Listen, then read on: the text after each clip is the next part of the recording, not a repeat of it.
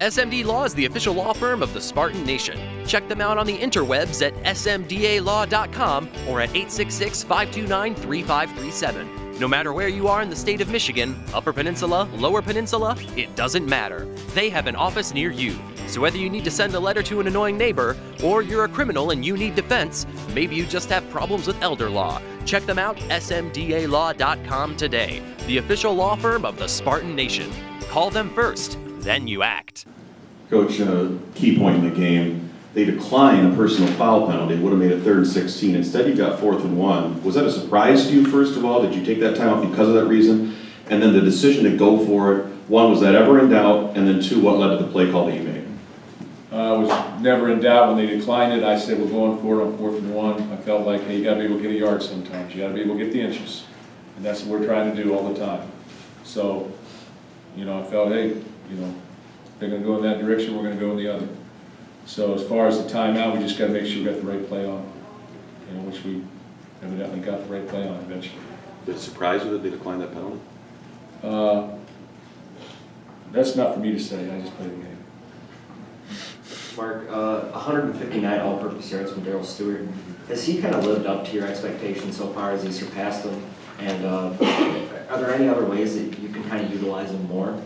Well, we got him back there on kickoff and on punt, and he's got to hit those because he's got the ability, but he's got to get vertical on those things. But I do think that he's making plays on the offensive side of the ball, catching the football, running with the ball. He was an exciting player. We knew he would be that when we recruited him out of Houston. I said that last week. So he's a good player, and he's just getting started, really. I mean, what is he, redshirt sophomore? Much like most of our team, it seems like. But we're excited to play, and we're excited for each other.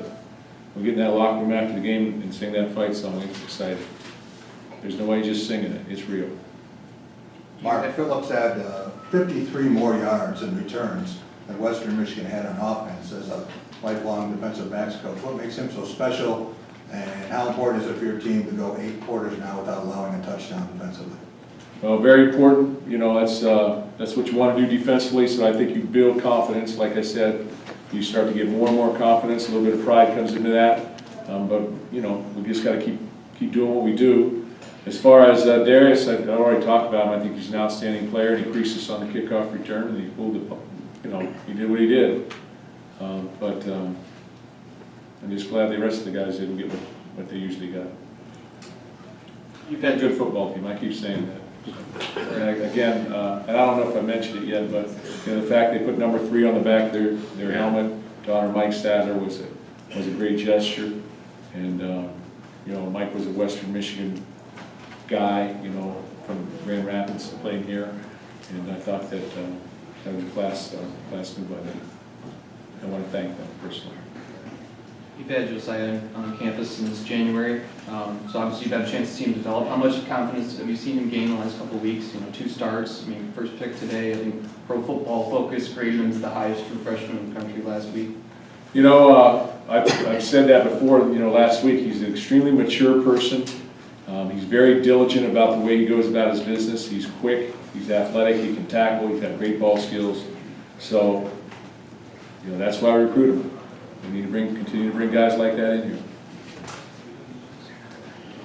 Mark, you've been talking about about your defense and what you like about it. And it's only 2 games in, but do you see some of the trademarks coming back around with your defense? Yeah, we're getting pressure. We're playing good coverage. It's a little soon to, I think, start crowning our defense, but we're playing well thus far, and anytime you give up around 200 yards of offense in 2 games each, 200 in each game, I think you're playing very well. I think it's going to be tough to win if you can't run it, and I think it's tough to win if you can't throw it. So, things start to go the other direction. Mark, you talked about in the offseason how your team really came together. Going into the bye week, some of your players are volunteering to go down to help out in Hurricane Harvey. Whose idea was that, and what was your reaction when they came to you? That was our Athletes in Action, individual Phil Gillespie's idea, and I said, yeah, if the guys want to volunteer, we're going to give them off the weekend, so they have an opportunity to do that. But it's a volunteer basis, and just trying to fly under the radar and just do something good for people. So just got to go through all the the things, but it wasn't something that we really were going to sit out there and announce. But I think it's just something good to do for people. So our guys want to do it. We have 2 players from Houston, Daryl Stewart and Tyler Higby, and then we also have Coach Samuel has his family is down there. So just trying to do something good for people. Got 2 more, one in the middle and Honda. Coach, you obviously have to go back over the bye week and check on the tackling, but it seems as though there were a few instances where a couple of big chunk plays, tackles for loss might have been made. How do you assess the defense's ability at that respect going forward? To Just tackling ability, I mean, there are a couple tackling ability. missed tackles potentially. You're saying we're tackling well or not? Try to figure it out. Tackling in an average way, maybe. Okay. We work really hard at tackling. We work on it. We bring people in to talk about it, and we talk to other people. You know, tackling is something that in space, balls getting out in space, more than ever in college football. And I think that's what you see. You see a lot of tackles. You see a lot of some missed tackles. You know, leverage is very important. So we try and play very well with that respect in terms of who's got leverage, who doesn't. And we just keep working it. But, you know, they got players too. You know, 32's a quick guy. Reminds me of Nick Hill. It's tough to tackle over the ground. So, but, you know, from last week, from what I understand, we had 9 missed tackles. You want to check that. Tackle 60%, which is good when you're tackling in a positive situation, which means they're at 45° or better. In a negative situation, it becomes a different type of tackle. We'll talk about that later. On the last one. Mark, staying on tackling, I apologize for not remembering the name of the company, but you brought some folks in to talk Yeah, we about did. rugby tackling this summer.